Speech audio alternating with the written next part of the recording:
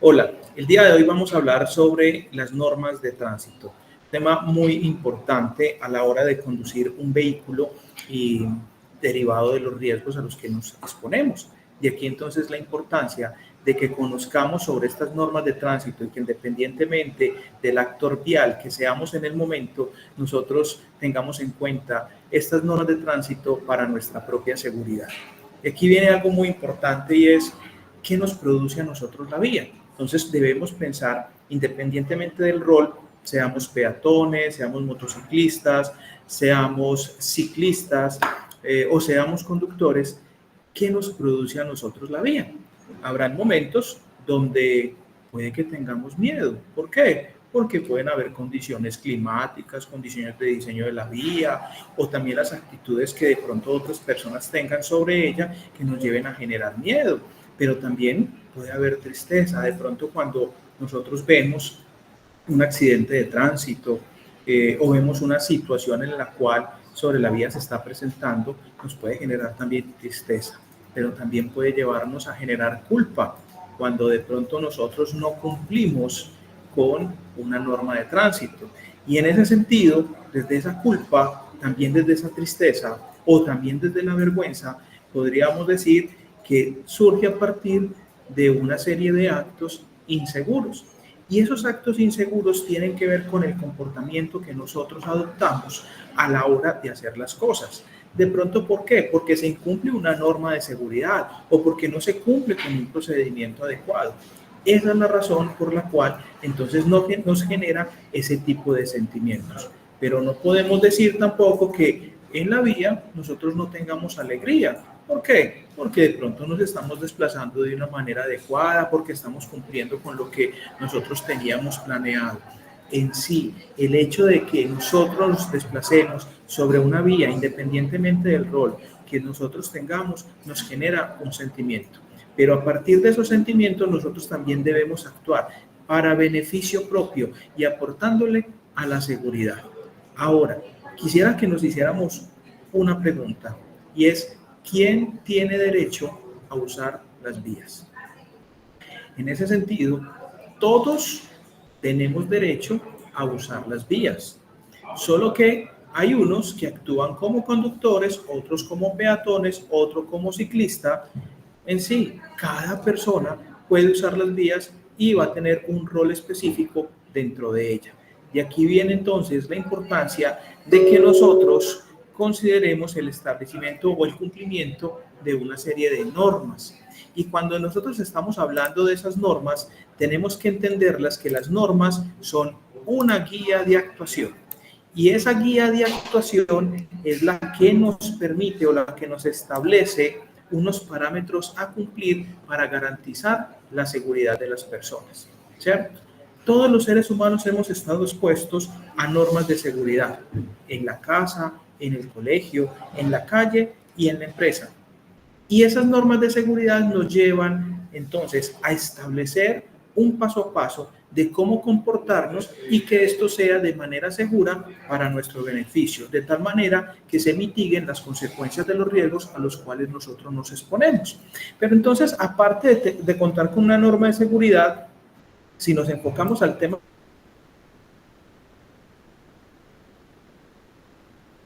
de tránsito, también tenemos que hablar de qué es esa norma de tránsito. ¿Por qué? Porque está establecida para controlar el flujo de vehículos, para controlar también el comportamiento de los peatones en las vías. Y eso tiene como objetivo ¿qué? Garantizar la seguridad vial y prevenir los accidentes de tránsito. En seguridad siempre hablamos de prevención y hablamos de control. Y creo que todos estamos de acuerdo que de las dos palabras, la mejor es prevenir. Pero entonces, ¿qué tanta prevención nosotros hacemos? Estamos hablando de seguridad vial. ¿Qué tanta prevención hacemos al momento de conducir un vehículo? ¿Será que nosotros hacemos la inspección preoperacional del vehículo? ¿Será que estamos atentos al mantenimiento del vehículo? ¿Será que verificamos toda la documentación, no solamente del vehículo, sino también de nosotros como conductores? En ese sentido, podríamos plantearnos, y es decir, qué tanta prevención estamos haciendo para garantizar la seguridad en las vías. Porque es que esto depende de todos, desde el gobierno o desde las entidades estatales, frente al diseño, frente al mantenimiento de la vía. Pero nosotros como actores viales también debemos comportarnos de una manera adecuada, de tal manera que se disminuya o se mitigue las consecuencias de los riesgos a los que uno se puede exponer al momento del desplazamiento. Y ahí es donde entran estas normas de tránsito. En sí, entonces, son unas reglas para controlar el flujo de vehículos, pero también frente a los peatones en las vías y los diferentes actores viales. En ese sentido, como estamos hablando de norma, tenemos que pensar también en el concepto de seguridad vial. Porque cuando hablamos de seguridad vial, estamos llevando que a través de unas medidas de prevención, estamos garantizando la protección de la vida y la seguridad de las personas. ¿A fin de qué? De reducir los riesgos que se asocian a la circulación de los vehículos sobre esas vías públicas. Entonces, todos aportamos a la seguridad vial. Y aquí viene algo también muy importante y es el conocimiento que nosotros debemos tener frente a la normatividad de tránsito. Y recordemos que en Colombia contamos con el Código Nacional de Tránsito que establece la Ley 769 del año 2002 y que ese Código Nacional de Tránsito rige en todo el territorio nacional, pero que regula todos los actores viales.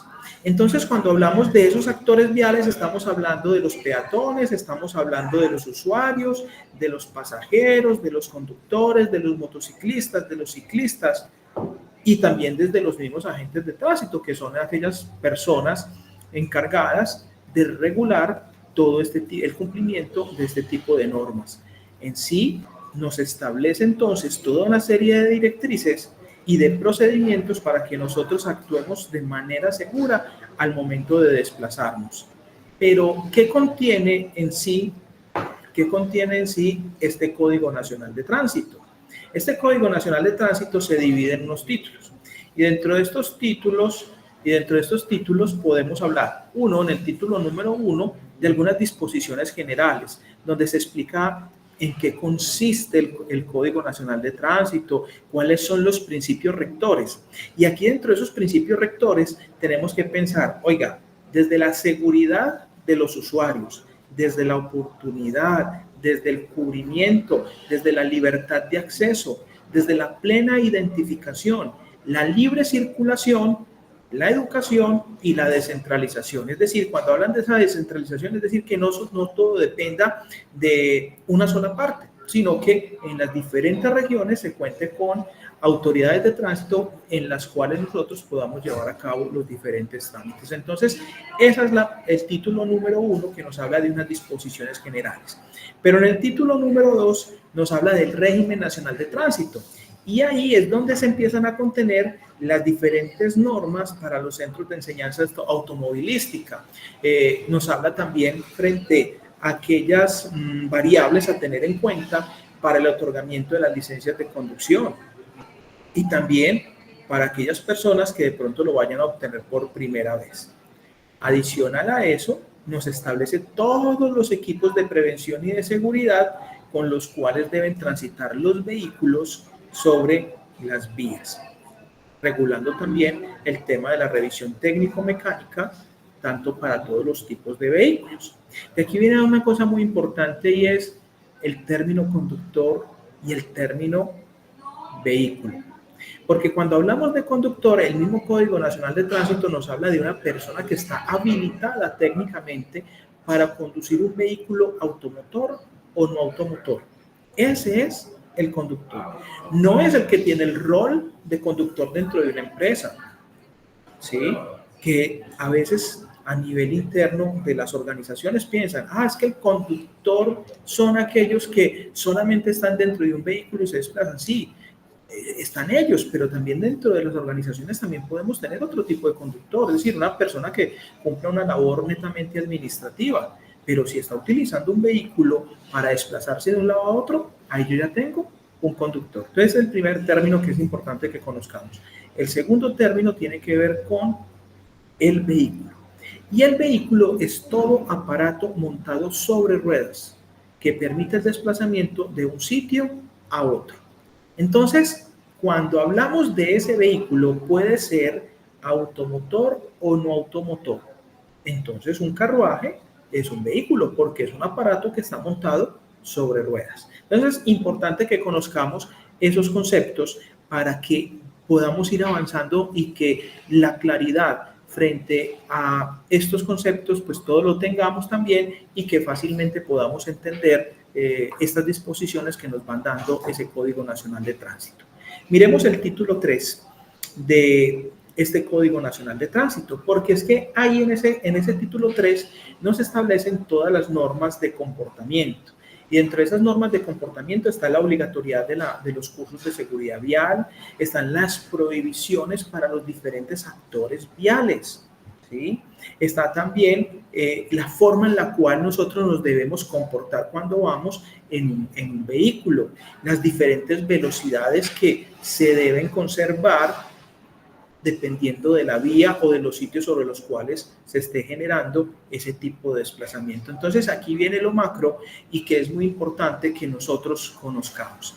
Dentro de esas normas de seguridad podemos hacer referencia también a los límites de velocidad según las vías. Entonces, en vías urbanas y municipales, la velocidad máxima es de 50 kilómetros por hora. Mientras que en zonas escolares y zonas residenciales la velocidad máxima es de 30 kilómetros por hora. En vías rurales la velocidad máxima es de 80 kilómetros por hora. En carreteras nacionales y departamentales la velocidad máxima es de 90 kilómetros por hora y en dobles calzadas o que no contengan pasos peatonales la velocidad máxima puede ser hasta de 120 kilómetros por hora. Sin embargo, es muy importante que nosotros estemos muy atentos a la señalización vial. ¿Por qué? Porque dependiendo de la zona o de la región en la que nosotros nos encontremos, las autoridades municipales pueden entrar a regular la velocidad. Lo vemos, por ejemplo, en Medellín, donde algunas vías tienen la velocidad regulada. Entonces, eso ya es a discreción de cada uno de los alcaldes o de las entidades de movilidad de cada una de esas zonas. Sin embargo, también recordemos que en el hecho de incumplir con, con las velocidades con las cuales nosotros debemos cumplir, pues estaríamos incurriendo en una multa que para el año 2024 puede estar hasta alrededor de los 650.000 pesos. Entonces, importante que consideremos esto, que lo pongamos atención a esa demarcación y a esa señalización que vemos sobre las vías para que las cumplamos. Ahora bien, hay empresas que en el entorno, en el contexto de las empresas, pueden las empresas regular la velocidad por debajo de los límites establecidos. Entonces, importante pues que tengamos eso en cuenta. Ahora bien, en el título 4 de este Código Nacional de Tránsito está el tema de las sanciones y procedimientos. Y esas sanciones y procedimientos se discriminan ¿por qué? Por amonestaciones, multas, suspensión de las licencias, la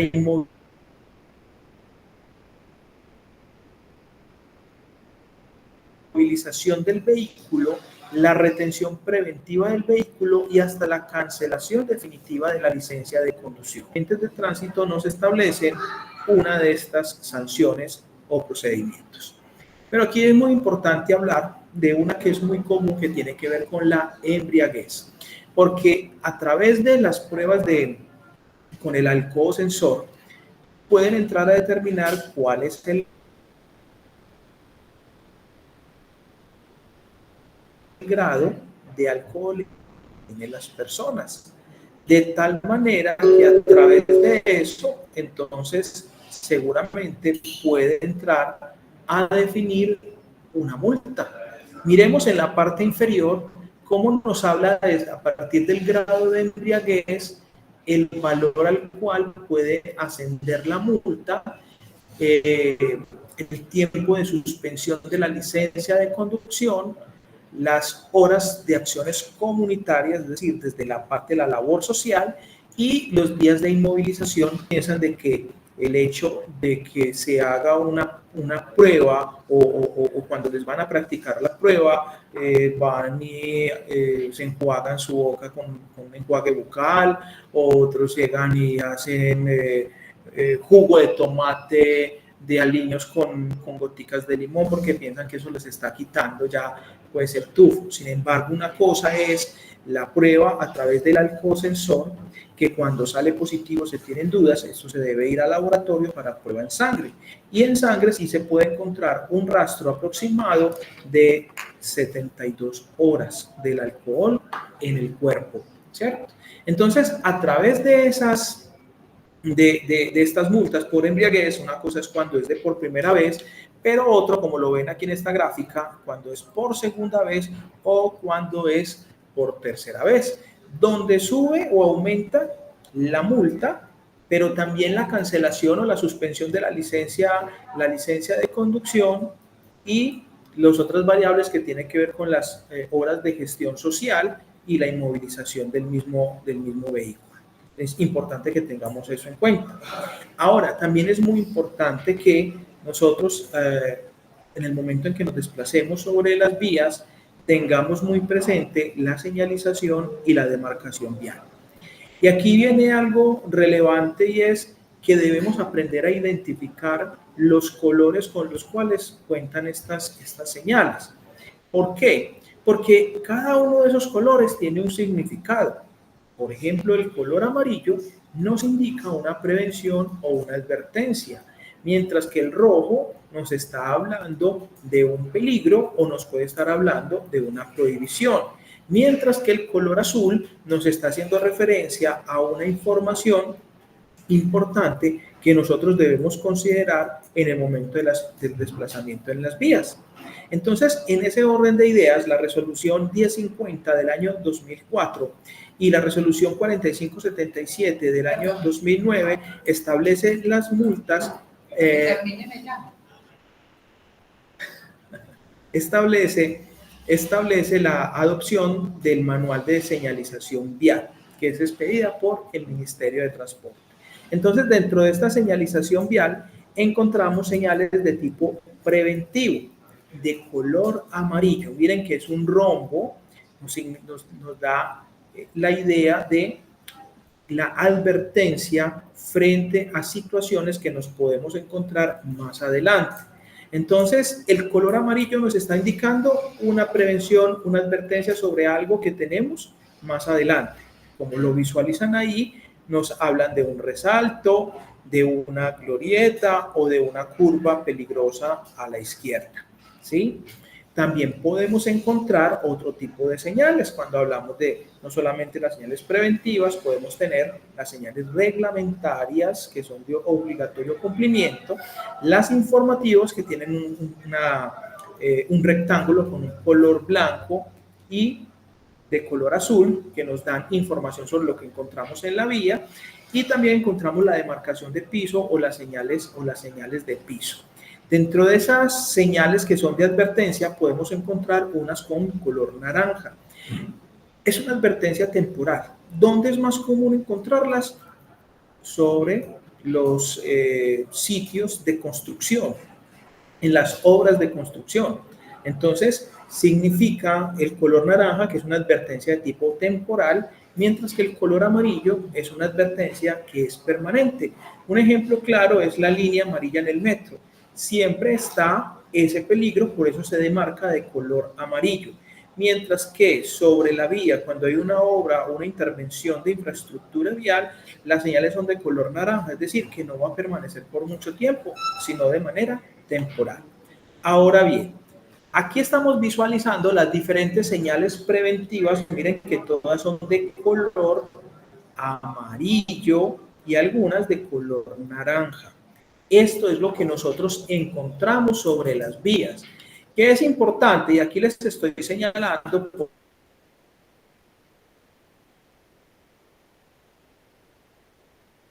por ejemplo, prevención de pare. Y esta otra que es prevención de ceda el tipo de señales, en otras partes de pronto no. Lo cierto del caso es que esto es de obligatorio cumplimiento y ya las autoridades de tránsito deberían estar llevando a cabo la implementación de estos diferentes tipos de señales. Entonces, aquí tenemos las señales de tipo preventivo. También tenemos las señales de tipo informativo, que son guías que suministran información sobre la localización de una ciudad, de un destino, desde las direcciones, etc. Entonces, este tipo de señales más lo vemos de manera vertical, ¿sí? Aquí visualizamos señales de tipo informativos, nos pueden hablar de un hotel, de un hospital, de un restaurante, entre otros. También podemos tener las señales de tipo reglamentario. Y esas señales de tipo reglamentario está indicando limitaciones, está indicando prohibiciones y está indicando restricciones sobre el uso. Entonces, podemos hablar de una limitación para parquear, pero también de una prohibición para parquear, de una señal de ceder el paso o de parar, ¿cierto? Aquí en esta otra imagen podemos visualizar todas las señales de tipo reglamentario. Miren que hay unas de prohibición cuando tienen la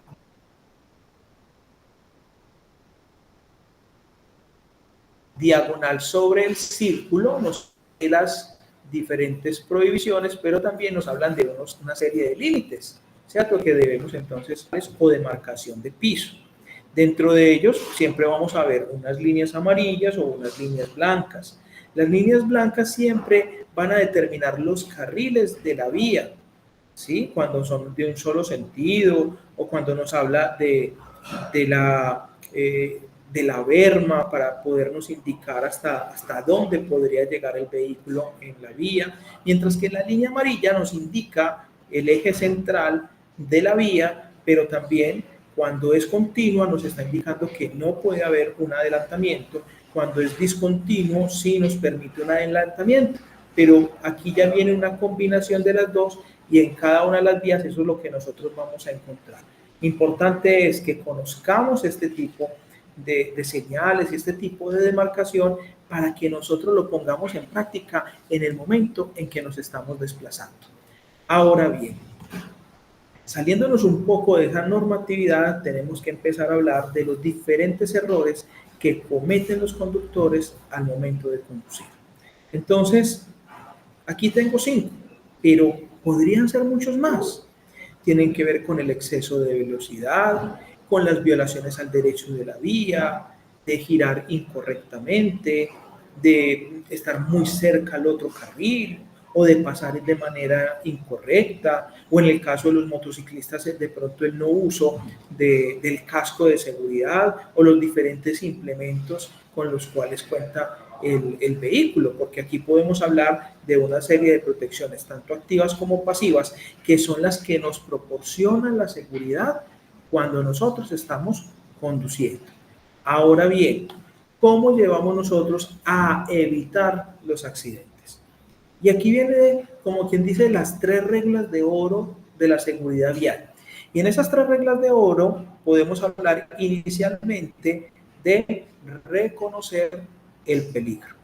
Y aquí podemos decir que todos son expertos o todos somos expertos reconociendo el peligro. ¿Por qué? Porque lo identificamos, sabemos eso que nos puede generar. ¿Sí? ¿Qué nos falta ahí a nosotros desde ese reconocimiento del peligro? Que una vez lo identifiquemos, lo analicemos. ¿Hasta dónde nos puede afectar eso?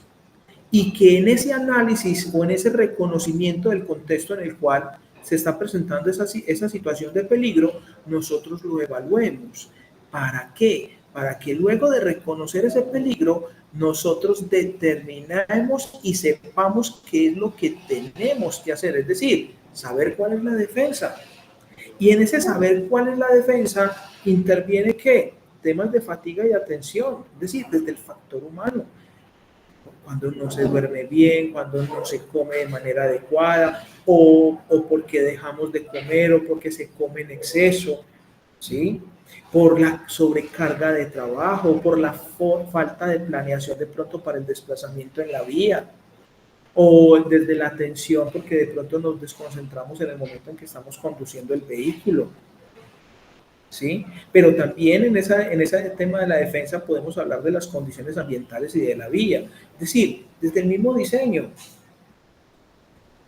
que eso se nos sale a nosotros de las manos porque le corresponde a otras personas. Pero dentro de ese diseño de las vías, en la construcción de la vía, establecen defensas para que nosotros actuemos de una manera adecuada. Y una de las defensas que veíamos, por ejemplo, ahorita, tiene que ver con ¿qué? Con la señalización y la demarcación vial. Y aquí viene entonces, entendiendo el factor humano, y es que nosotros aprendamos a reconocer ese tipo de señales con el fin de que las pongamos en práctica y así minimizar los riesgos a los cuales nosotros nos exponemos sobre la vía. Pero también podemos hablar de las condiciones del vehículo. Y cuando hablamos de esas condiciones del vehículo, tenemos que pensar y es, venga, una cosa que nos corresponde a nosotros y es, estamos realizando la inspección preoperacional del vehículo. El vehículo cuenta con un adecuado mantenimiento dentro de otros aspectos y volvemos a hablar de las protecciones activas y pasivas con las que cuentan los diferentes tipos de vehículos. Entonces, cuando nosotros reconocemos el peligro, también sabemos qué tenemos que hacer. ¿Qué nos falta? Actuar a tiempo. Podemos decir que los seres humanos somos especialistas, uno en reconocer el peligro y saber qué es lo que tenemos que hacer. ¿En dónde empezamos a fallar? En el actuar a tiempo, en el cumplir con las normas, en el conducir de una manera segura. Y tenemos que empezar a cambiar el chip, porque usted ya lo identificó, porque usted ya sabe qué es lo que tiene que hacer. Entonces, el cambiar el chip es que actúe a tiempo, haga las cosas como las debe hacer. ¿Cierto? Entonces, esas son las 3 reglas de la seguridad vial: el reconocer, el saber qué es lo que tenemos que hacer y en el actuar a tiempo. Ahora bien, si nosotros habláramos de un procedimiento para conducir, entonces miremoslo desde diferentes aspectos. Uno, desde las condiciones ambientales. Y tenemos que tener presente de que así sea la misma ruta y usted vaya de manera frecuente sobre esa ruta, todos los viajes son completamente diferentes. ¿Por qué? Porque las condiciones del ambiente pueden cambiar. Puede que hoy esté haciendo sol, pero que mañana esté lloviendo y después esté lleno de neblina. Entonces, los viajes no van a ser iguales, así usted se desplace de manera frecuente. Entonces, eso lo tenemos que tener muy en cuenta. Ahora, las condiciones, cada vez que uno como conductor entra al vehículo y mientras maneja. ¿Sí? Entonces, habrá momentos donde uno siente frío, otros momentos donde uno siente calor por el motor del vehículo, dentro de muchos otros aspectos. Entonces, por eso nosotros debemos tener en cuenta ese tipo de condiciones, de reconocer también los peligros potenciales y saber cuáles son las defensas. Eso desde las condiciones ambientales, pero pensemos también en las condiciones del entorno.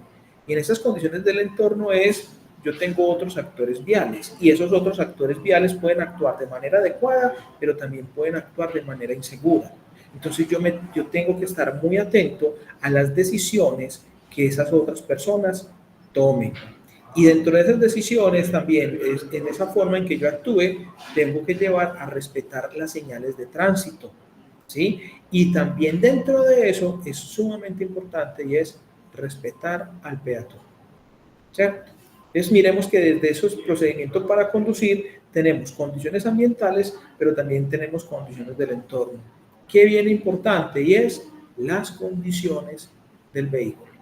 Y cuando hablamos de esas condiciones del vehículo, no solamente es el mantenimiento, es la operatividad de ese vehículo. De aquí viene algo muy importante y es la inspección preoperacional que debemos realizar. Y en esa inspección preoperacional tenemos que considerar cada uno de los elementos o componentes del vehículo, pero hacer una revisión que sea adecuada, no por cumplir con un requisito, no por cumplir con un requisito. Aquí tenemos que pensar es en nuestra seguridad, tenemos que pensar en la seguridad de pronto de las personas que van con nosotros, pero también de las personas que están en el entorno. Entonces, esa inspección preoperacional debe hacerse de manera consciente, no por cumplir un requisito. Pero adicional a eso, y es ese mantenimiento que en el momento nosotros le damos al vehículo. O sea, una cosa es el mantenimiento de pronto con personal especializado. Lo otro es lo que nos corresponde a nosotros, es decir, garantizar la limpieza del vehículo, pero asegurarse también que los diferentes componentes del vehículo están funcionando de manera adecuada. Entonces, si yo hablo de un carro, entonces de los limpiabrisas, de los frenos, de las luces, ¿sí? Pero si hablo de una motocicleta, también estoy hablando de los frenos, de las llantas, de los retrovisores, es decir, cada elemento tiene unas características y nosotros tenemos que limpiarnos, asegurarnos de que estén operativos, ¿cierto? ¿Sí? Mirando cada uno de esos componentes. Pero también dentro de ese aspecto podemos decir y es desde la actitud que nosotros tomamos al momento de conducir. Entonces, cuando vamos hablando por celular, ¿sí? O que hay algunas personas, por ejemplo, el caso de algunos motociclistas que mientras que están conduciendo, están chateando, ¿sí? ¿Y eso qué está haciendo? Está aumentando la probabilidad de que la persona se accidente. Entonces, miremos que la seguridad vial la hacemos todos. El Estado, las autoridades nos establecen unas normas y ellos se encargan también de ¿qué? De regular el cumplimiento de esas normas. También seguramente en el contexto de las empresas llevarán a cabo varias acciones para garantizar la seguridad vial, desde el mantenimiento del vehículo, desde la capacitación de las personas, entre otros. Pero entonces, ¿dónde quedamos nosotros como conductores? Entonces, uno tiene que ver con el aprovechamiento de las capacitaciones. Dos, también desde el conocimiento de la normatividad. Y tres, desde la aplicación de prácticas seguras de conducción. Y esa es la invitación que nosotros les queremos hacer a ustedes. Que se comporten de manera adecuada al momento de conducir, que hagan las cosas de manera correcta, que cumplan con las normas de seguridad. Recordemos que aquí tenemos que pensar en todos. No solamente se beneficia a la empresa, piensen más bien en sus familias y piensen también en su integridad. De esto se trata. La seguridad la hacemos todos. Y de nosotros depende entonces que se lleve a cabo este tipo de acciones de seguridad. Muchas gracias.